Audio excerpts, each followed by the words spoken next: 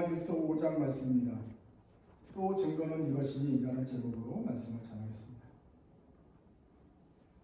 먼저 우리가 생각해 보려고 하는 것은 전도의 목적을 위해서든지 아니면 가르침을 위해서 아니면 나 자신을 믿기 위해서라든지 하나님을 증명할 수 있는가 하는 문제입니다. 하나님이 계신가? 계시다면 도대체 어떻게 우리가 알 수 있는가?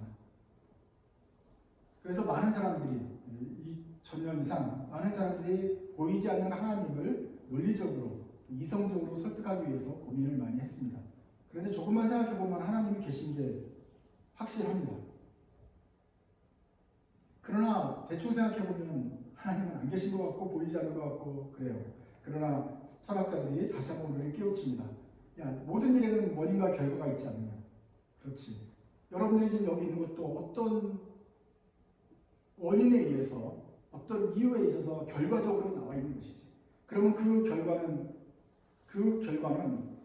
어떤 계기였을 텐데 그 계기도 그냥 나타나는 게 아니라 그것도 어떤 원인에 의해서 나타나는 것이고 그 원인도 어떤 원인이 또 앞에 있었을 것이고 그럼 그 원인을 하면서 온 세상이 다 그 앞에 있는 원인이 무엇인지를 따라가다 보면 하나로 수렴이 될 텐데 그 맨 처음 원인이 온 우주에 뭔가 있었지 않겠느냐.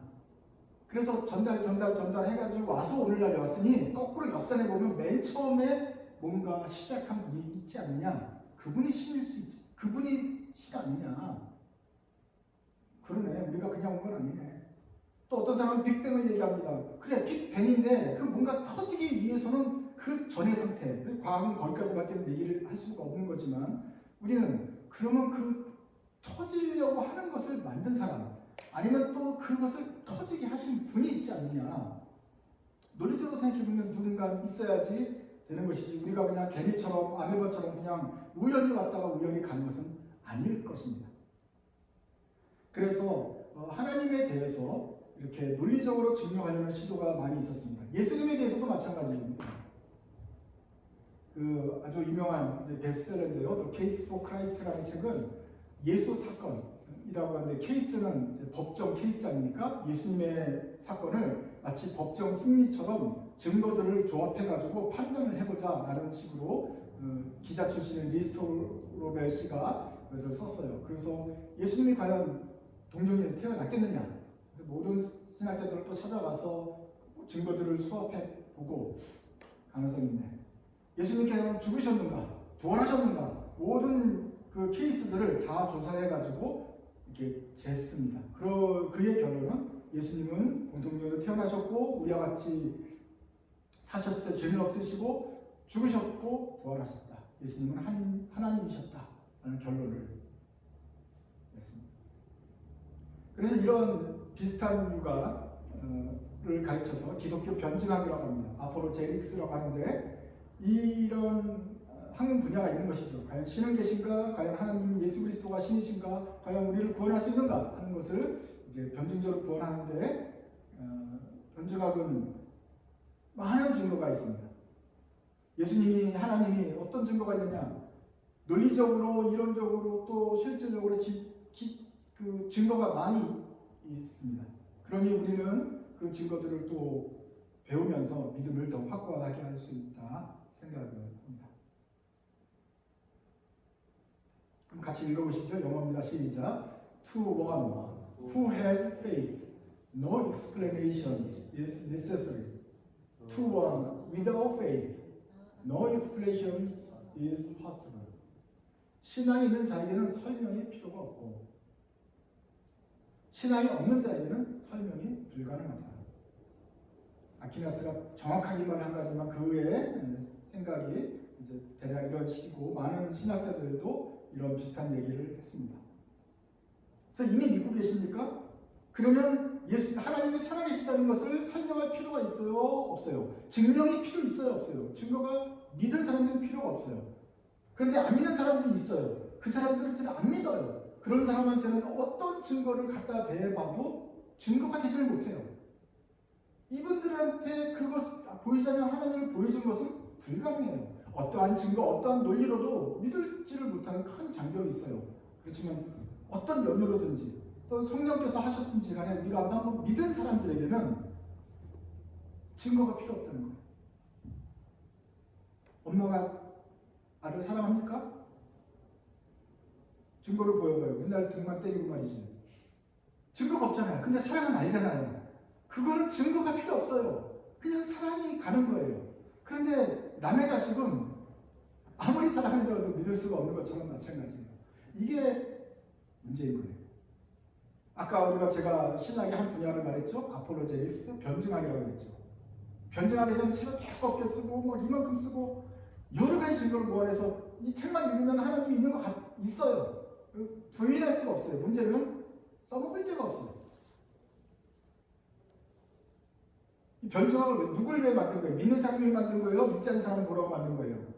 믿지 않는 사람 전도하려고 만든 거잖아요. 근데 아까 읽었잖아요. 전도 믿지 않는 사람에게는 어떠한 증거를 드려도 이 사람을 믿게 하기가 임파서블해요. 불가능해요. 대신 오히려 이것은 믿는 사람들의 도움이 돼요. 믿었는데 그러네. 우리가 이성적으로도 하나님이 계시네. 증거가 쌓였네. 이렇게 우리들에게 차라리 도움이 되죠. 그래서 변증학 수업의 결론은 이것입니다. 불신자들에게는 이것은 아무런 소용이 안 된다. 소용이 없다. 오히려 신자들에게 도움이 된다라고 할 것입니다. 여기 앞에 있는 우리의 세례단도 우리가 받았던 믿음의 증거고, 또 세례단 성찬과 말씀, 이것이 다 하나님의 사역이 우리 안에서 이루어지는 것인데, 이것이 우리에게는 의미가 있는 것이지 안 믿는 사람에게는 도무지 의미도 없고 이해가 되지 않는 것이죠. 그러면 이제 변증학을 공부할 때 힘이 쭉 빠지게 됩니다. 이거 왜 공부하는 거예요? 이거 도대체 어디다 써놓느냐? 우리 자신을 위하여서, 우리가 믿는 것을 다시 한번 알기 위하여서 공부합니다. 그리고 때가 되면 이 분명한 증거가 믿지 않는 사람들의 마음을 또 비춰줘서 우리와 같이 또 설명할 수 없는 이유로 믿게 되고 신앙을 갖게 되고 그 다음에 그들의 믿음을 굳게 하는 도구가 될 것이라 생각합니다. 오늘 하나님 말씀을 한번 읽어보겠습니다. 요한 1서 5장 말씀입니다. 예수 그리스도께서 그리스도이심을 믿는 자마다 하나님께로부터 난 자니 또한 나으신 이를 사랑하는 자마다 그에게서 난 자를 사랑하느니라. 우리가 하나님을 사랑하고 그의 계명을 지킬 때 이로써 우리가 하나님의 자녀를 사랑하는 줄을 아느니라. 하나님을 사랑하는 것은 이것이니 우리가 그의 계명들을 지키는 것이라. 그의 계명들은 무거운 것이 아니로다. 모든 하나님께로부터 난 자가 사랑을 이기는 세상을 이기는 승리는 이것이니 우리의 믿음이라. 예수께서 하나님의 아들이심을 믿는 자가 아니면 세상을 이기는 자가 누구냐? 이는 물과 피로 임하시니 곧 예수 그리스도시라. 물로만 아니요 물과 피로 임하셨고 증언하는 이는 성령이시니 성령은 진리이라. 증언하는 이가 셋이니 성령과 물과 피라. 또한 이 셋은 합하여 하나이니라. 만일 우리가 하나님의 증언을 받으신데 하나님의 증언은 더 크도다. 하나님의 증언을 주시니 그의 아들에 대하여 증언하시니라. 하나님의 아들을 믿는 자는 자기 안에 증거가 있고 하나님을 믿지 아니하는 자는 하나님을 거짓말하는 자로 만드나니 이는 하나님께서 그 아들에 대하여 증언하신 증거를 믿지 아니하였습니다. 또 증언은 이것이니 하나님이 우리에게 영생을 주셨고 이 생명이 그의 아들 안에 있는 것이니라. 아들이 있는 자에게는 생명이 있고 하나님의 아들이 없는 자에게는 생명이 없느니라. 내가 하나님의 아들의 이름을 믿는 너희에게 이것을 쓰는 것은 너희로 하여금 너희에게 영생이 있음을 알게 하려 합니다. 그를 향하여 우리의 가진 바 담대한 것이 함이 이것이니 그의 뜻대로 무엇을 구하면 들으시니라. 우리가 무엇인지 구하는 바를 들으실 줄을 아시되 우리가 그에게 구한 그것을 얻은 줄을 또한 아느니라. 누구든지 형제가 사망에 이르지 아니하는 죄 범하는 것을 보거든 구하라. 그리하면 사망에 이르지 아니하는 범죄자들을 위하여 그에게 생명을 주시리라. 사망에 이르는 죄가 있으니 이에 관하여는 나는 구하라 하지 않노라. 모든 우리가 죄로 하나님께로부터 난 자는 다 범죄하지 아니하는 줄을 우리가 아노라. 하나님께로부터 나신 자가 그를 지키심에 악한 자가 그를 만지지도 못하느니라. 또 아는 것은 우리는 하나님께서도 온 세상을 악한 자에게 처하셨으며 또 아는 것은 하나님의 아들이 이르러 우리에게 지혜를 주사 우리로 참된 자를 알게 하신 것과 또 우리가 참된 자 곧 그의 아들 예수 그리스도 안에 있는 것이니 그는 참 하나님이시요 영생이시니라. 자녀들아 너희 자신을 지켜 우상에서 멀리하라. 요한일서는 이제 5장으로 끝나게 되는데 요한이 계속해서 말하는 바를 다시 한번 정리를 하고 있습니다. 그리스도이심을 믿는 자마다 하나님께로부터 난 자다. 그 사람은 낳으신 이를 예수님이죠. 낳으신 이를 사랑하는 자마다 그에게서 난 자를 사랑하는 이라. 예수님을 사랑하는 사람은 또 그 자녀들도 사랑하게 된다. 하나님 안에 있는 사람들은 예수님을 믿는 사람들은 형제를 사랑하게 된다. 이 말의 동어 반복일 것입니다. 또 하나님의 계명을 지킬 때 이로써 우리가 하나님 자녀를 사랑하는 줄을 아느니라. 하나님을 사랑하는 것은 어떻게 증명하죠? 어떻게 알 수 있죠? 계명을 지킬 때 이 사람은 하나님을 사랑하는구나 알 수 있습니다. 계명을 지킬 때 또 그러면 당연히 옆에 있는 형제를 사랑하고 또 당연히 빛 가운데 거하고 당연히 말씀을 사랑하게 되고 같이 나가는 것입니다. 하나님을 사랑하는 것은 뭐냐? 3절입니다. 하나님을 사랑하는 것은 이것이니 우리가 그의 계명들을 지키는 것이다. 그리고 그 계명은 무거운 것 아니다. 사실은 또 형제 사랑하는 것이니까 그렇습니다. 지금 계속 이퀄 관계가 되는 것을 보십시오. 또 하나님께 난 자는 그리스도인 신자는 뭐하는 사람들, 어떤 사람들이냐? 하나님께로 난 자마다 세상을 이긴다. 예수님께서 마귀를 이기신 것처럼 우리가 세상에서 십자가를 지셨다가 이기셨던 것처럼 우리도 세상에서 핍박을 당하지만 세상을 이기게 된다. 그 믿음을 가지고 이기는 사람들이다. 그 예수님의 하나님의 아들이신 누구냐? 6절입니다. 물과 피로 임하십니다. 곧 예수 그리스도신데 물로만이 아니라 물과 피로 임하셨다. 무슨 뜻일까? 사실 좀 너무 추상적인가만은 대충 생각하기에 여러분 세례자는 물입니다. 그리고 우리 포도주는 예수님의 피를 상징합니다. 예수님께서 오셔서 세례 요한에게 물로 세례를 받으셨고 또 그 자신이 우리에게 물이 영생하자고 솟아나는 생물이 되신다고 하셨고 또 그 자신을 들여서 피로 우리의 죄를 씻어 주셨습니다. 그러니까 예수님께서 인간이 몸을 입고 물로 임하셨을 뿐만 아니라 이 땅에 오셔서 하나님의 일, 피로 우리를 구속하는 일을 하셨다. 그래서 우리의 예수님의 인성과 신성 그리고 그 오신 것이 우리를 구원한 게 아니냐 할 수 있겠습니다. 그런데 그 증거는 또 하나 있어요. 증거는 3명이에요. 성령님이 계세요. 물과 피감이 아니고 성령님이 계셨는데 그 증언 안에는 셋이다. 증거는 3개가 있다. 성령과 물과 피다. 이 모든 것을 합하여서 이제 하나를 우리가 받게 된다. 그러니까 하나님 믿는 사람은 예수님을 메시아로 믿어요. 예수님이 나의 구원주예요. 거기서 끝나지 않아요. 다른 자녀를 사랑하게 돼야 돼요. 그것뿐만 아니라 하나님의 계명을 지켜요. 메시아를 믿으면서 계명을 어긴다. 이것은 있을 수가 이게 존재할 수가 없어요. 그러니 참 그리스도인들은 하나님을 믿고 계명을 지키고 세상을 이겨나가게 되는 것이에요. 그 증거, 내가 예수 그리스도를 믿은 증거는 내가 예전에 물로 세례를 받았던 것 기억하십니까? 그 증거가 있습니까?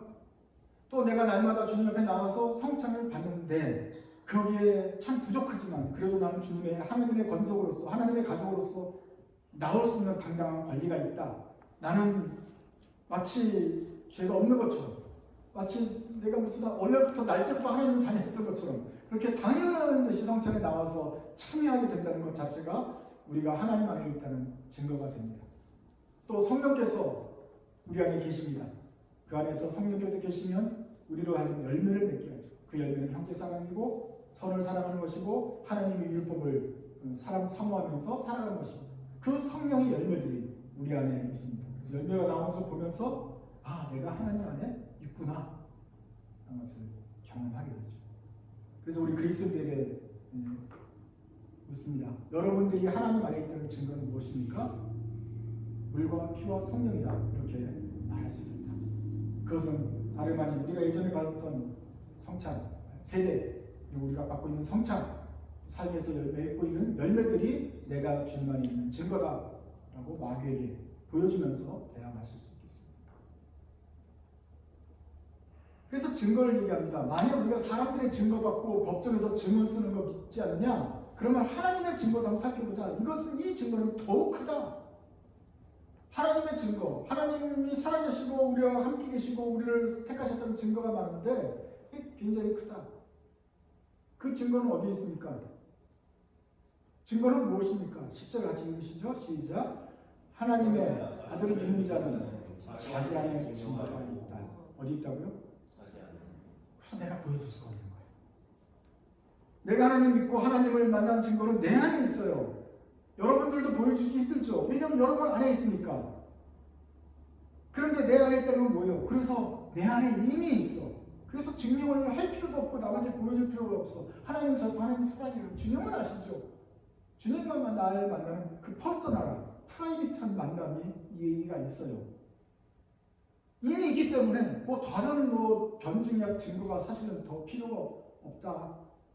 더 곰곰이 생각하기 위해서 이 책을 읽을 수는 있겠지만 누가 나를 설득해서 믿는 것이 아니라 이미 내 안에 증거가 있다. 하나님의 아들을 믿지 않는 사람들은 어떻습니까? 필요가 없어요. 왜냐하면 증거를 믿지 않기 때문에. 아무런 증거를 갖다 줘도 믿을 수가 없어요. 이 사람들은 필요가 없는 거예요. 제가 우리 안에는 그 증거가 있겠다. 증거는 또 하나 있습니다. 11절 시작 읽읍시다. 시작. 또 증거는 이것이니 하나님의 우리에게 영생을 주신 것과 이 생명이 그의 아들에 있는 것입니다. 증거가 또 하나 있는데 그 영생이에요. 생명이 여러분 안에 있습니다. 그 생명이 있으면, 영생이 있으면 뭐가 좋습니까? 기뻐요. 살게 돼요. 천국이 두렵지 않아요. 그리고 이 세상에서 뭔가 의욕이 있어요. 하나님을 믿기 때문에 소망이 있어요. 그렇게 소망이 있는 삶, 자유인의 삶이 그 기쁜 생명이에요. 죄의 종이 돼가지고 노릇처럼 삶을 사는 죽은 거잖아요. 그런데 우리 안에 생명이 있어요. 그런데 이 생명이 영원한 생명이니까 이터널 라이프니까 영원토록 계속돼요. 죽고 나서 하나님 앞에 가도 계속되는 생명이니까 얼마나 기쁘니까. 생명이 있으니까 열매가 나오는 거예요. 꽃이 펴요. 아, 이것이 우리에게 있다. 비록 세상에서는 좀 쭈그러져 보이는 것 같아도 우리 안에는 세상이 알 수 없는 생명이 있다. 나는 알고 있는데, 하나님도 알고 있는데 내 안에 있는 그 생명. 내가 너희 하나님의 아들을 믿는 이름을 믿는 너에게 이것을 쓰는 것은 너희로 하여금 그 생명이 너희 안에 있음을 알게 하려 합니다. 그 생명이 있는 사람들은 하나님한테 기도할 수 있습니다. 그래서 그를 향하여 가장 담대함을 가지고 하나님께 구할 수 있습니다. 주님, 이 생명이 제 안에 있는 거 아시죠? 주님, 그래서 주의 뜻대로 이것을 구합니다. 하나님께 기도를 할 수 있는 사람이 되는 것이 있겠습니다. 증거를 가진 사람만, 생명이 있는 사람만 기도를 할 수 있는 거예요.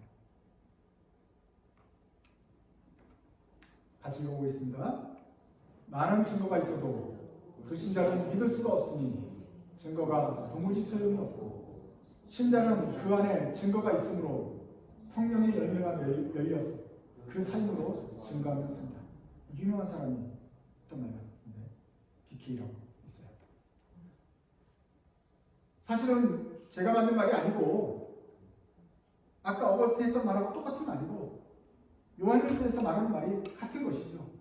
불신자는 증거도 소용이 없고 그렇지만 신자는 이미 안에 증거가 있다. 증거가 필요가 없어요. 오히려 우리가 해야 되는 그 열매를 맺어가면서 살아가는 거예요. 그리고 열매가 있음을 보여주죠. 드러나죠. 그러면 눈 있는 사람들은 그 열매를 보면서 하나님께 영광을 돌리게 될 것이다.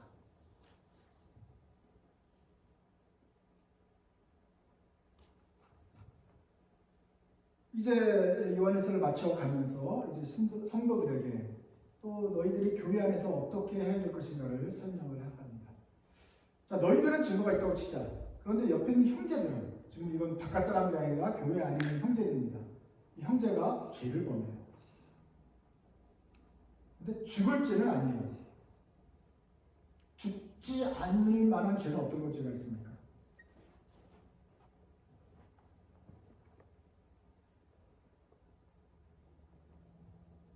그 16절 뒤에 보면 사망에 이르는 죄가 있으니 이에 관하여 나는 구하지 않 관하여 나는 구하라 하지 않노라. 17절 모든 불의가 죄로 돼. 사망 죄이기 때문에 사망에 이릅니다. 그런데 사망에 이르지 않는 죄도 있다.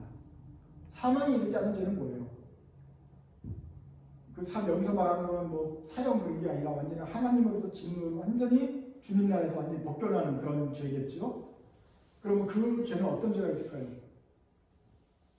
거짓말은 사망에 이를까요? 하나님을 죽게 하실까요? 거짓말 정도는 사망에 이르지 않는 거예요. 그럴 때는 어떻게 하라 했어요? 16절에 거짓말하는 형제가 있으면 구하라. 사망에 이르지 아니하는 죄, 거짓말. 사기는 어떻습니까? 사기. 사기치는 거는 간음은 어떻습니까? 한번 발을 헛디뎠어요. 어떻게 죽여버릴까요? 사망에 이르는 겁니까? 회개하고 돌아오면 어떤 사람이 어떤 사람을 살인해서 죽였어요. 살인죄는 어떻습니까? 하나님이 그 살인자도 회개하고 받아주십니까? 안 받아주십니까? 이 사람들이 자기는 회개했다고 지금 회개했다고 구원받았다고 살인자는 살인자도 강도도 주님께서 나만에 이렇게 있다니까 살인자도 주님 용서해 주세요. 나와 함께 해주세요. 그럼 살인자도 용서를 받죠. 물론 감옥에는 가겠지만 하나님은 용서를 해줄 거 아닙니까? 그럼 그 안에도 생명이 있을 거 아닙니까? 그런데 성경에서는 살인하고도 회개하면 될 수 있는데 도대체 그럼 사망에 이르는 죄는 뭡니까? 그냥 끝까지 하나님 없어요 하면서 마귀 짓을 하는 사람들, 우상을 섬기면서 끝까지 하나님을 거역한 사람들은 마귀와 함께 또 지옥으로 가겠지요. 그건 사망에 이르는 죄겠지요. 근데 우리 형제 중에 마귀를 섬기면서 교회 나온 사람 없을 테니까 형제 중에 근데 삐끗하여서 거짓말도 하고 어떻게 살인도 하고 뭐 했다 칩시다. 그런데 이 사람이 사망에 이르지 않은 죄 같아요. 회개하는 마음이 있어요. 그러면 어떻게 하라 그랬어요? 구하라. 우리의 책임이 이것입니다. 형제 사랑하는데 형제 사랑하는 마음이 있기 때문에 여기서 죄를 좀 범해도 서로 구해주라. 야, 그러시면 안 되지. 그래, 회개하자. 우리와 같이 앞으로 3년 동안 잘 회개하는 과정을 겪어보자 하면서 구해주라. 이것이 우리 형제들의 책임입니다. 그러면 사망에 이르지 아니하는 죄, 조그만 죄를 범죄자를 위하여 그에게 생명을 주시리라. 그 사람이 살 수 있다 다시. 왜? 우리도 죽었다가 살아났지 않습니까? 그러니 그 사람도 이렇게 잠깐 실수한 거는 살아날 수 있다. 그런 과정은 그냥 덮어주고 모른 척하는 것이 아니라 교회의 권징을 통해서, 권징이라는 사랑의 절차를 통해서 그 사람을 정식으로 구해주는 것이죠. 근데 16절 뒤에 좋은 또 다른 말이 있어요. 사망에 이르는 죄도 있어요. 이에 관하여 나는 구하라 하지 않노라. 여러분의 그리스도의 책임은 온 세상을 다 구하는 것이 아닙니다. 온 세상을 구하는 것은 예수님이시고 우리 개인으로서 우리 인간은 온 세상을 구할 수가 없어요. 우리 주변에 약한 죄, 사망까지 이르지 않는 약한 죄를 있는 사람은 구하는 게 우리 책임이에요. 그러면 사망에 이르는 자는 너네가 구할 수도 없고 너무나도 큰 죄이기 때문에 너는 구해줄 수가 없으니 세례 요한 사도도 이것에 대해서는 너가 구해야 된다고 말하지 않는다. 하나님 앞에 구하라는 거는 에스카라는 거예요. 하나님 지금 구하라는 게 지금 기도하는 거예요. 구조하는 거랑 헷갈릴 수가 있는데 저 사람 건져주세요라고 기도하는 겁니다. 하나님 저 사람 건져주세요. 기도하는 거죠. 그런데 완전히 사탄 노릇하는 저 완전히 죽을 죄를 지은 사람한테는 하나님 앞에 그건 중보하지 않아도 된다.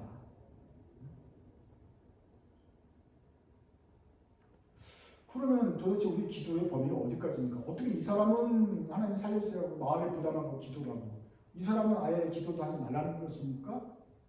네, 우리 안에는 그런 경계가 있습니다. 온 세상의 모든 죄와 모든 사람들을 위해서 우리가 마음을 아파서 기도할 게 아니라 저분은 안 되는구나. 저분은 나의 영역이 아닌가 포기하고 내가 할 수 있는 영역 그분들에 위해서를 기도하라.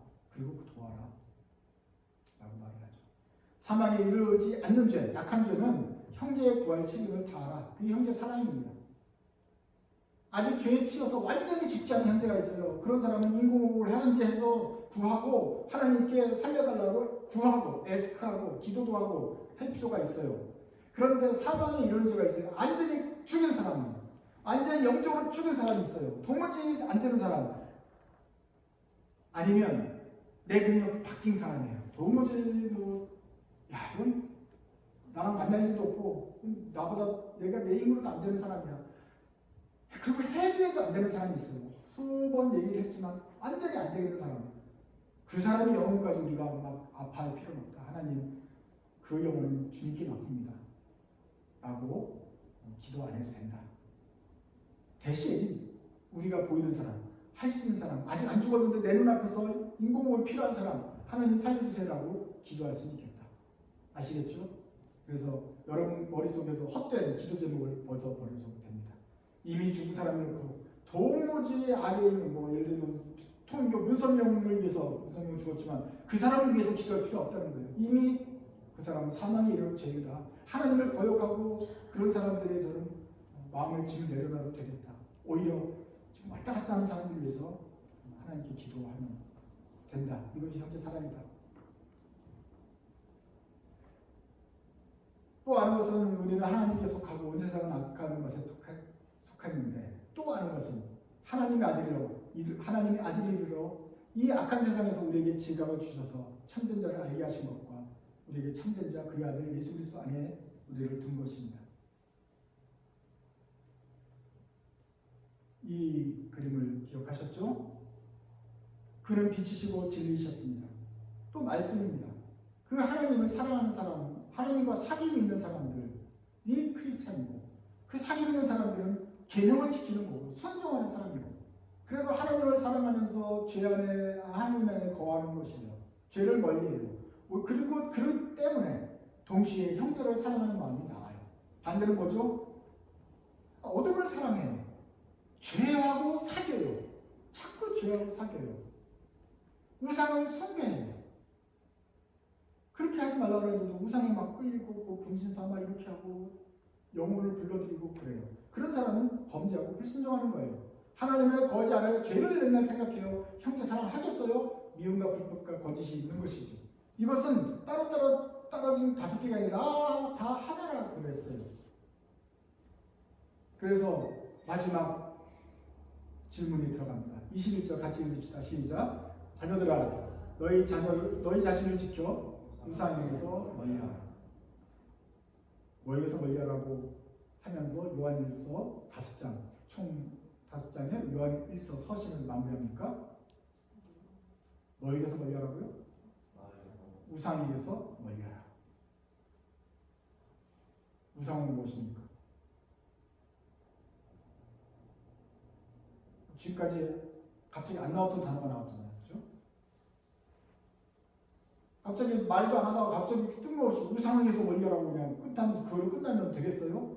다시 말하면 우상이라는 말을 했지만 결국 이 컨셉을 지금까지 계속 말해왔다는 거 아니겠어요?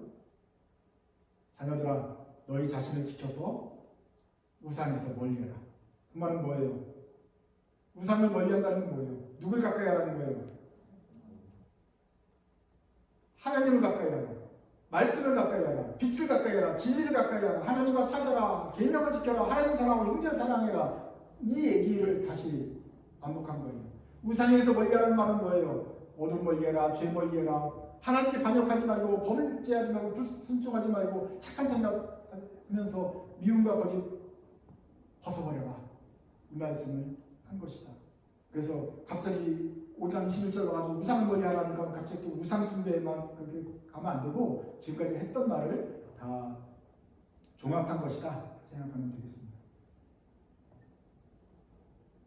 5장을 보면서 다시 한번 우리 정리해 봅시다. 우리가 증거가 있다고 그랬는데 하나님 만든 증거가 있는데 많은 증거가 있어요. 산에 가도 증거가 있고 하나님이 만드신 것이 증명하게 하나님을 찬송하는 것들이 보여요. 그런데 문제는 이것이죠. 많은 증거가 있어도 불신자는 믿을 수가 없어요. 그 죽은 사람은 믿을 수가 없으니 증거가 소용이 없어요. 그리고 신자는 이미 그 증거가 그 안에 있어요. 그리고 성령의 열매가 있어서 그 삶으로 증거하며 살아가는 삶입니다. 우리는 어떻게 무슨 복을 받아서 많은 증거가 있어도 볼 수 없는 불신자가 아니라 이미 그 증거가 있는 신자의 삶을 살아가는가? 그것은 저절로 된 것이 아니라 요한에서 5장 20절에 나온 대로 하나님의 약속, 그 큰 역사대로 된 것입니다. 20절을 같이 읽읍시다. 하나님의 아들이 이르러 우리에게 지각을 주사 우리로 참된 자를 알게 하신 것과 또한 우리가 참된 자 곧 그의 아들 예수 그리스도 안에 있는 것이니 그는 참 하나님이시요 영생이시다. 하나님의 아들이 우리에게 이르렀습니다. 그냥 영으로 온 것이 아니라 육신을 입고 크리스마스에 우리에게 내려오셔서 우리와 같은 삶을 사셨어요. 그래서 모든 과정을 거치셔서 하신 다음에 우리에게 지각을 주셨어요. 드디어 우리가 그 증거를 볼 수 있는 영안이 열렸어요. 이제 드디어 생각을 할 수 있게 됐어요. 그러면서 아는 것이 뭐냐면 참된 자가 여기 계셨군요. 그걸 우리가 본 것이에요. 그 선택된 소수의 사람들은 머리가 돌아가고 눈으로 참된 자를 알게 되고 또 그 참된 자 곧 그리스도 안에 있게 된 것입니다. 우리가 잘나서 똑똑해서 하나님 내가 먼저 알아봤습니다 한 것이 아니라 주께서 우리를 먼저 알아보시고 가까이 오셔서 우리에게 지각을 주셔서 깨닫게 하시고 그를 그 안에 들여오시게 하셨기 때문에 우리는 이미 우리 안에 증거가 있는 것이에요. 그래서 우리가 믿어지는 것이지 예수님께서 우리를 안 찾았으면 우리도 불신자처럼 도무지 많은 증거를 보면서 알 수가 없는 것이다. 주님께서는 요한에서 읽는 이 성도들이나 또 오늘 우리 듣는 우리 성도들에게 찾아오셔서 깨닫게 하셔서 알게 해주셨다. 이 많은 기쁨을 가지고 온 세상에게 전하고 싶지만 온 세상은 아직 준비가 되지 않았어요. 그 증거가 소용이 없어요. 오히려 깨닫는 사람들에게는 이 증거가 귀한 것입니다. 그러니 우리가 예수님께서 사도가 말한 대로 우리가 이제 삶으로 증거하면서 그 증거들을 세상에 보여주면서 혹시 준비된 사람이 우리를 통해서 우리를 수단으로 해서 하나님 예수 그리스도를 알게 될 수 있지 않을까? 혹은 알게 되면서 내가 방해라고 하지 말아야지 하면서 선한 삶을 살아가면 좋겠다. 그렇기 때문에 여러분들은 모든 우상으로부터 멀리하고 여러분 자신을 지켜서 사십시오 라고 권면하는 것입니다. 주께서 우리에게 찾아오셔서 우리를 구원해 줬습니다. 이것이 우리의 행위로 무슨 대가로 된 것이 아니라 거저 주신 은혜입니다. 그런데 참 그 은혜 고맙게도 우리의 눈을 열어서 믿음을 주셨습니다. 사람마다 차이는 있을 수 있어요. 조그만 믿음이든 큰 믿음이든 어쨌거나 그런 생명의 싹이 생겼다는 것 자체가 기적입니다.